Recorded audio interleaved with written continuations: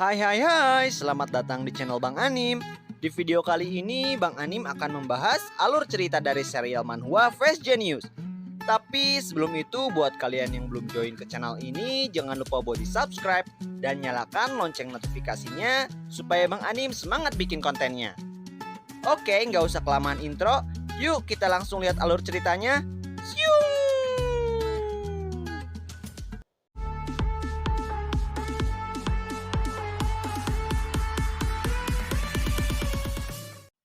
Cerita berlanjut dengan diperlihatkannya Ji Wong yang saat itu kaget karena tiba-tiba saja pintu ruang UKS terbuka. Oh tidak, ada yang datang. Lalu terdengar langkah kaki yang mendekat ke arah Ji Wong. Tap, tap, tap. Di sini Ji Wong kaget karena tiba-tiba saja Kicul semakin aneh setelah disalurkan aura biru padanya. Wah, wah, wah, kenapa ini?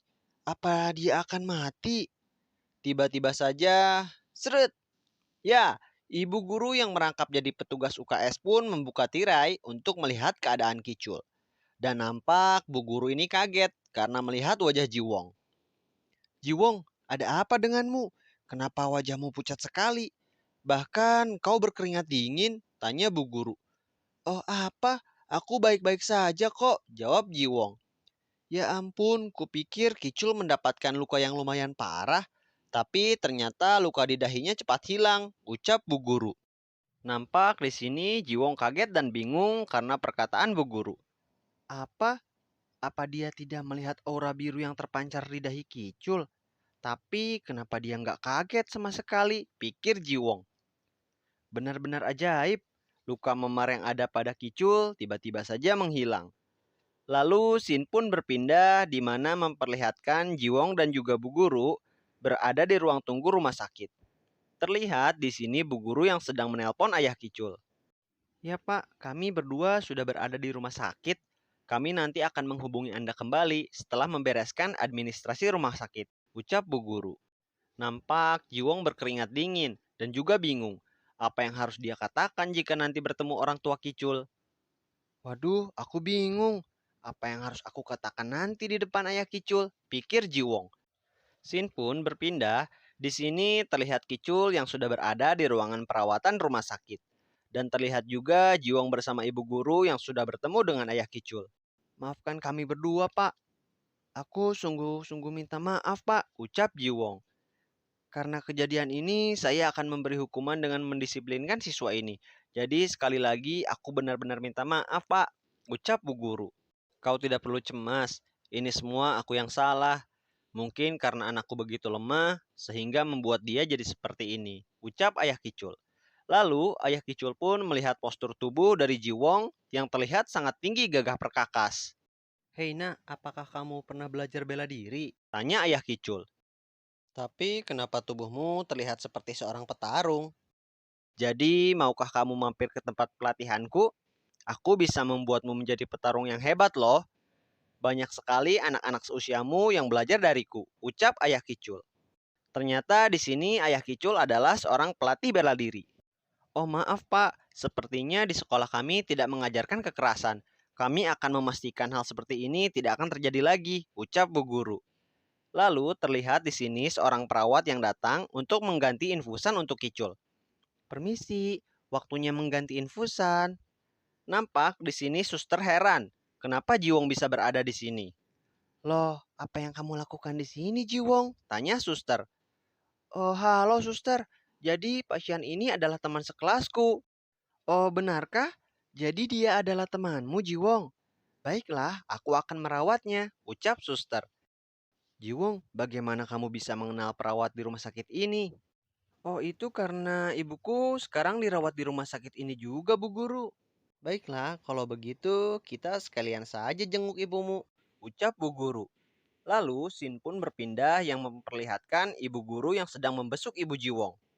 Ya ampun, dia sekarang dalam keadaan koma. Bagaimana ini bisa terjadi, Jiwong? Tanya bu guru. Rumah kami kebakaran, dan ibuku banyak menghirup gas beracun. Apa? Rumahmu kebakaran? Lalu kamu tinggal di mana sekarang? Sekarang aku tinggal di sini sambil menjaga ibuku. Lalu, di mana keluargamu yang lain? Aku tidak memiliki siapa-siapa lagi, hanya tinggal ibuku saja, ucap Jiwong. Di sini ibu guru berpikir, mungkin ini penyebab Jiwong menjadi anak yang suka berkelahi, karena dia kurang perhatian. Padahal yang sebenarnya terjadi bukanlah seperti itu. Jiwong, walaupun keadaanmu sangat sulit, tapi jika kau memukul teman, itu sangatlah tidak baik, ucap bu guru. Nampak di sini bu guru akan pulang dan terlihat dia sangat sedih dengan keadaan Jiwong.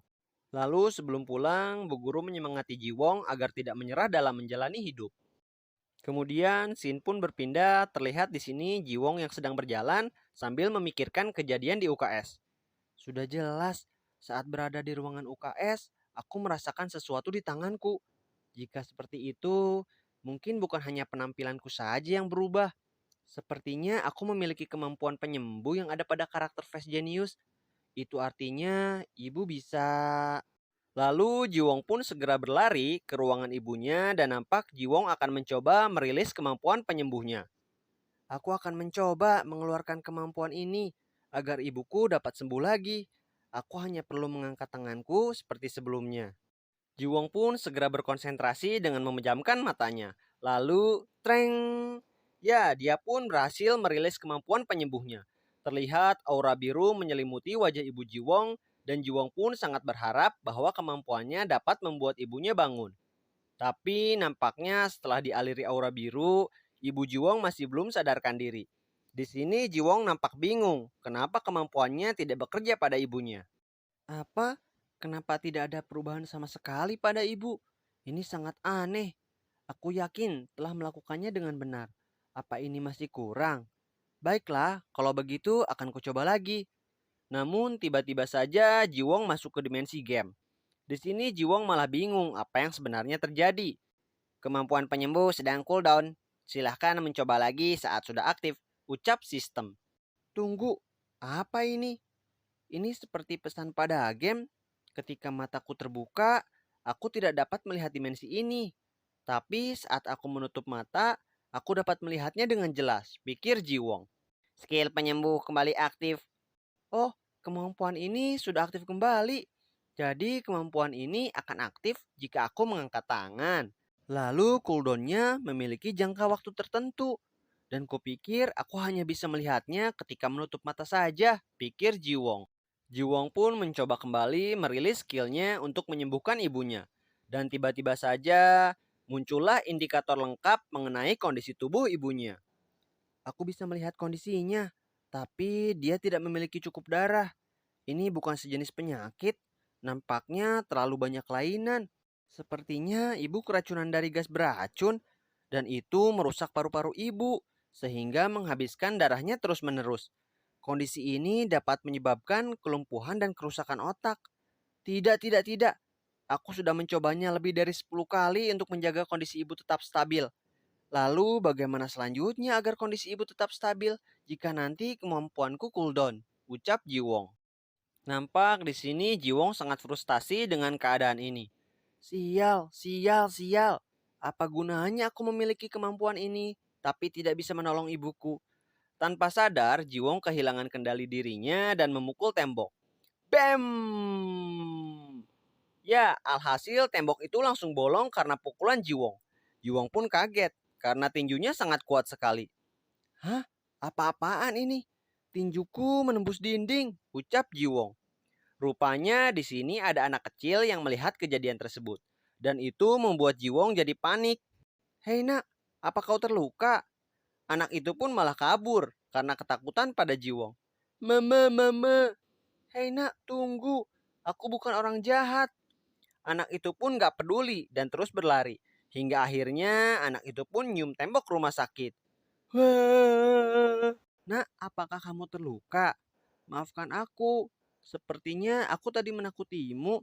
Kalau boleh tahu siapa namamu? Tanya Jiwong. Iya, namaku Minwo, jawab anak itu.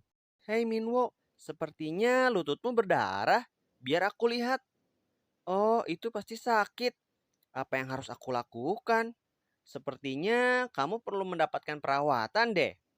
Lalu Jiwong pun segera merilis kemampuan penyembuhnya. Terlihat di sini aura biru muncul dari tangannya dan menyelimuti luka Minwo. Hah? Lukaku tidak sakit lagi. Kamu menyembuhkan lukaku, kakak. Kakak, kamu adalah pahlawanku, Ucap Minwo. Lalu tiba-tiba saja kepala Jiwong terasa sakit. Apa ini? Kenapa tiba-tiba saja kepalaku pusing? Nampak Jiwong masuk ke dimensi game dan Jiwong mendapatkan pesan bahwa dia naik ke level 2. Apa? Kenapa tiba-tiba aku naik level? Peringatan, kekuatan hanya tersisa 1%. Ya ampun, apa aku terlalu banyak menggunakan kekuatanku? Kurasa itu sebabnya kepalaku sakit seperti ini. Dan akhirnya kita diperlihatkan Minwo yang saat itu di bawah suster untuk ke ruangan orang tuanya. Kemudian scene pun berganti. Nampak diperlihatkan Jiwong yang saat ini sedang duduk karena merasakan sakit kepala karena kejadian tadi. Rasanya kepalaku akan pecah. Tubuhku juga terasa berat. Sebaiknya aku tidur. Mungkin saat aku bangun akan jauh lebih baik. Jiwong pun langsung tertidur dan muncul pesan bahwa karakter Fast Genius sekarang dalam kondisi tidak aktif dan akan otomatis keluar setelah beberapa saat. Lalu scene pun berganti keesokan harinya, memperlihatkan Jiwong yang sudah terbangun, tapi rupanya Jiwong sudah kembali ke tubuh aslinya. Sepertinya aku tertidur begitu lama. Aku jadi sangat lapar sekali. Jiwong pun hendak keluar untuk mencari makan. Menu kantin pagi ini adalah potongan daging babai. Aku akan meminta porsi lebih. Sepertinya itu enak, ucap Jiwong. Kemudian kita diperlihatkan pintu lift yang terbuka dan muncullah sosok Soa dari lift itu. Dan terlihat di sini Soa dan juga Jiwong yang akan berpapasan. Mengapa aku memiliki banyak masalah akhir-akhir ini? Ucap Jiwong. Apa dia sudah bangun jika aku menelponnya sekarang? Ucap Soa. Lalu Soa pun membuka ponselnya dan hendak menelpon Jiwong. Dan cerita pun to be continue.